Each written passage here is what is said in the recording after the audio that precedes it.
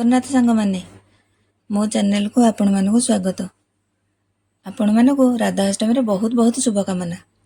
ଯେମିତି ଆମେ କୃଷ୍ଣ ଜନ୍ମାଷ୍ଟମୀ ପାଳନ କରୁଛେ, ସେହିପରି ଭାଦ୍ରବ ମାସର ଶୁକ୍ଳପକ୍ଷ ଅଷ୍ଟମୀ ତିଥିରେ ରାଧାଷ୍ଟମୀ ପାଳନ କରାଯାଏ। ଏହି ଦିନ ରାଧାରାଣୀଙ୍କ ଜନ୍ମଦିବସ। ଆଜି ଆମେ ଜାଣିବା ରାଧାଷ୍ଟମୀ ପୂଜା କିପରି କରିବା, ତାର ସରଳ ବିଧି ମୁଁ ଆପଣମାନଙ୍କୁ କହୁଛି। ପ୍ରଥମେ ରାଧାଙ୍କ ମୂର୍ତ୍ତିକୁ ଆମେ ପଞ୍ଚାମୃତରେ ଗାଧୋଇ ଦେବା। ଆପଣମାନେ ତ ଜାଣିଛନ୍ତି ଏହା କେଉଁଥିରେ ତିଆରି କରାଯାଏ, ଯଥା କ୍ଷୀର, ଦହି, ମହୁ, ଘିଅ, ଗୁଡ଼। ଦେଖନ୍ତୁ, ମନ୍ଦିରରେ ରାଧାଷ୍ଟମୀ ପୂଜାଟି ଭୋର 5ଟାରୁ ହୋଇଥାଏ। ମାତ୍ର ଆମେ ଘରେ ଏହାକୁ ଦିନ 12ଟା ଭିତରେ ବି କରିପାରିବା। ରାଧାଙ୍କୁ ସ୍ନାନ ପରେ ଆମେ ଏକ କଳସ ସ୍ଥାପନ କରିବା। କଳସ ସ୍ଥାପନ କରିବାକୁ ହେଲେ କଳସରେ ପୂର୍ଣ୍ଣ କରି ପାଣି ନେଇଯିବା ଏବଂ ସେଥିରେ ହଳଦୀ, ସିନ୍ଦୁର, ଗୁଆ, ଚନ୍ଦନ, ଏକ କଏନ୍, ଫୁଲ, 5 ପତ୍ର ଥିବା ଆମ୍ବଡାଳ।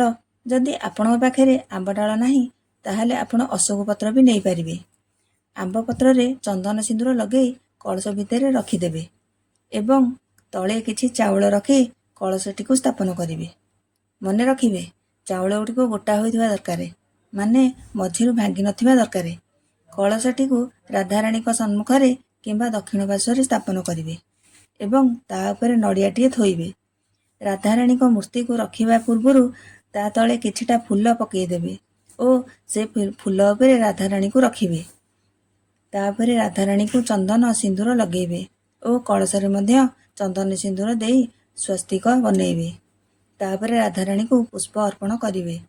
ଯାହା ବି ଭୋଗ ଆପଣ ତିଆରି କରିଥିବେ କି କିଛି ଫଳମୂଳ ମଧ୍ୟ ଆପଣ ରାଧାରାଣୀକୁ ଲଗାଇ ପାରିବେ।